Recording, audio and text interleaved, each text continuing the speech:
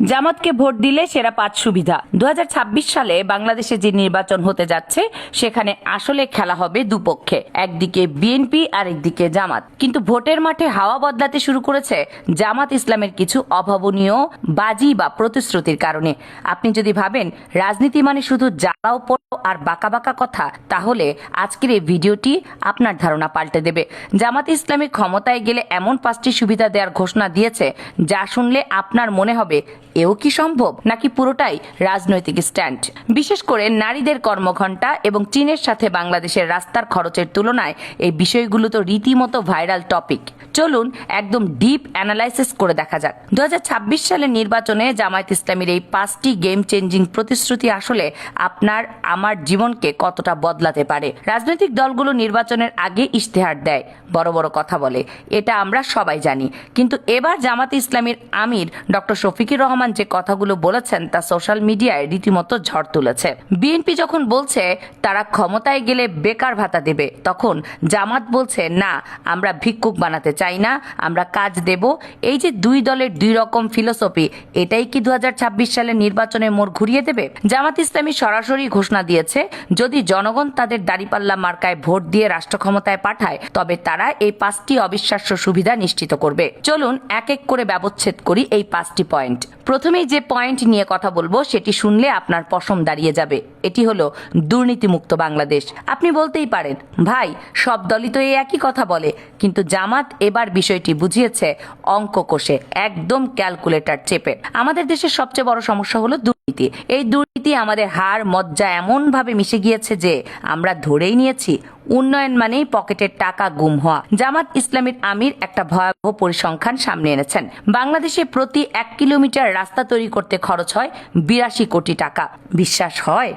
82 কোটি টাকা। অথচ চীনের দিকে তাকান, চীন আমাদের চেয়ে অনেক উন্নত দেশ, তাদের প্রযুক্তি অনেক হাই, লেবার কস্ট বেশি, ম্যাটেরিয়ালের দাম বেশি, তবে সেই চীনে 1 কিলোমিটার রাস্তা বানাতে খরচ হয় মাত্র 10 থেকে 12 কোটি টাকা। কোথায় 82 কোটি আর কোথায় 12 কোটি? মাঝখানে এই 70 কোটি টাকা কোথায় যায়? এই টাকাটা আসলে দুর্নীতির পেটে চলে যায়। এটা আপনার টাকা, এটা আমার টাকা, জনগণের ট্যাক্সের টাকা। জামায়াত ইসলামী চ্যালেঞ্জ করে বলেছে তারা ক্ষমতায় আসলে এই পুকুর চুরি বন্ধ করবে। তারা যদি রাষ্ট্র পরিচালনা করে তবে 1 কিলোমিটার রাস্তা বানাতে আর 82 কোটি টাকা লাগবে না। সেটা চীনের স্ট্যান্ডার্ড অনুযায়ী 10 থেকে 12 কোটি টাকাতে করা সম্ভব হবে। আর বাকি টাকাটা সেটা দিয়ে দেশের অন্য উন্নয়ন হবে। অর্থাৎ আপনি ভোট দিলে প্রথম যে সুবিধা পাবেন তা হলো আপনার ট্যাক্সের টাকার সঠিক ব্যবহার, একটি দুর্নীতিমুক্ত দেশ। দ্বিতীয় যে সুবিধাটির কথা তারা বলেছে সেটা হলো ন্যায় বিচার বা জাস্টিস। বাংলাদেশে একটা কথা খুব প্রচলিত, আইন সবার জন্য সমান, কিন্তু কারো কারোর জন্য একটু বেশি সমান। ক্ষমতা থাকলে 7 গুণ মাপ, এই কালচার আমরা দীর্ঘদিন ধরে দেখে এসেছি। কিন্তু জামায়াত ইসলামী প্রতিশ্রুতি দিচ্ছে তারা ক্ষমতায় আসলে এই ভিআইপি কালচার ভেঙে গুড়িয়ে দেবে। তাদের বক্তব্য অত্যন্ত লাউড অ্যান্ড ক্লিয়ার। তারা বলছে দেশের একজন সাধারণ রিক্সা চালক বা দিনমজুর অপরাধ করলে তার যে আইন, যে ধারায় বিচার হয়, ঠিক একই অপরাধ যদি সরকারের কোনো মন্ত্রী, এমপি, এমনকি খোদ প্রধানমন্ত্রীও করেন তার বিচারও ঠিক একই আইনে হবে। কোনো ইমিউনিটি বা দায় মুক্তি কেউ পাবে না। ভাবুন একবার, এমন একটা বাংলাদেশ যেখানে অপরাধী যেই হোক, তার পরিচয় যাই হোক, কাঠগড়ায় দাঁড়িয়ে তাকে সমান শাস্তির মুখোমুখি হতে হচ্ছে। জামাত ইসলামীর আমির স্পষ্ট করেছেন তাদের দলের কেউ যদি প্রধানমন্ত্রী বা প্রেসিডেন্ট হন এবং তিনি যদি অপরাধ করেন তাকেও আইনের আওতায় আনা হবে। কোনো বিশেষ সুবিধা দিয়ে তাকে বাঁচানো যাবে না।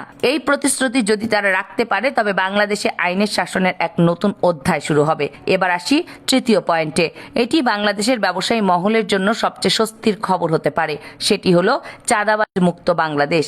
আপনি ফুটপাতে ছোট্ট একটা পানের দোকান দেন কিংবা গুলশানে বিশাল কর্পোরেট অফিস, বাংলাদেশে ব্যবসা করতে গেলে আপনাকে কাউকে না কাউকে চাঁদা দিতে হয়। ভাইদের ম্যানেজ করতে না পারলে ব্যবসা লাটে ওঠে। জামাত ইসলামী বলেছে তারা ক্ষমতায় গেলে এই চাঁদাবাজ কালচার জিরো টলারেন্সে নামিয়ে আনবে। আপনি স্বাধীনভাবে ব্যবসা করবেন, আপনার লাভের টাকা আপনার পকেটে থাকবে, কোনো মাস বা পাতি নেতার পকেটে যাবে না। চিন্তা করুন, একজন ক্ষুদ্র ব্যবসায়ী যখন জানবেন যে মাস শেষে তাকে আয়ের একটা অংশ চাঁদা হিসেবে দিতে হবে না, তখন তিনি ব্যবসায় কতটা উৎসাহ পাবেন। পণ্যের দামও তখন কমবে, কারণ চাঁদাবাজি টাকাটা তো দিন শেষে ক্রেতার পকেট থেকে নেওয়া হয়। তাই জামাতকে ভোট দেয়া মানে হলো তারা কথা দিচ্ছে আপনার কাছে কেউ এসে হুমকি দিয়ে টাকা চাইতে পারবে না, ব্যবসার পরিবেশ হবে সম্পূর্ণ নিরাপদ। চতুর্থ পয়েন্টটি আমাদের দেশের তরুণ সমাজের জন্য সবচেয়ে গুরুত্বপূর্ণ। বিএনপি তাদের ইস্তেহারে বা বিভিন্ন বক্তব্যে বলেছে তারা ক্ষমতায় গেলে বেকারদের জন্য বেকার ভাতা চালু করবে। শুনতে খুব আরামদায়ক মনে হয়, তাই না? ঘরে বসে টাকা পাবো। কিন্তু জামাত ইসলামী এখানে সম্পূর্ণ ভিন্ন পথে হাঁটছে।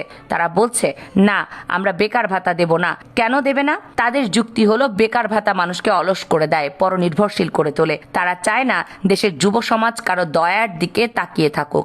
এর বদলে তাদের প্রতিশ্রুতি হলো কর্মসংস্থান। তারা এমন একটা অর্থনৈতিক কাঠামো তৈরি করবে যেখানে প্রতিটি যোগ্য তরুণ হাতে কাজ করবে। তাদের কথা হচ্ছে তোমার মেধা আছে, যোগ্যতা আছে, তাহলে চাকরি তোমার হবে। কোনো মামা চাচার ঘুষের দরকার হবে না। বাংলাদেশে বর্তমানে লাখ লাখ শিক্ষিত বেকার সার্টিফিকেটের বোঝা নিয়ে তারা ঘুরছে, কিন্তু চাকরি পাচ্ছে না। ঘুষ ছাড়া পিয়নের চাকরিও জোটে না। জামাত এই সিস্টেমটা বদলাতে চায়। তারা যুবকদের দক্ষ কারিগর হিসেবে গড়ে তুলতে এবং মেধার ভিত্তিতে চাকরির নিশ্চয়তা দেবে। অর্থাৎ তারা মাছ কিনে দেবে না, বরং মাছ ধরা শিখিয়ে দেবে এবং মাছ ধরার জন্য পুকুরও তৈরি করে দেবে। এটি একটি দীর্ঘমেয়াদী এবং টেকসই পরিকল্পনা বলে মনে করছেন বিশ্লেষকরা। সবশেষ পঞ্চম পয়েন্ট নিয়ে বর্তমানে সবচেয়ে বেশি আলোচনা সমালোচনা হচ্ছে। এটি নারীদের জন্য এক বিশাল সুখবর। আবার কারো কারো মনে প্রশ্নও জাগাচ্ছে।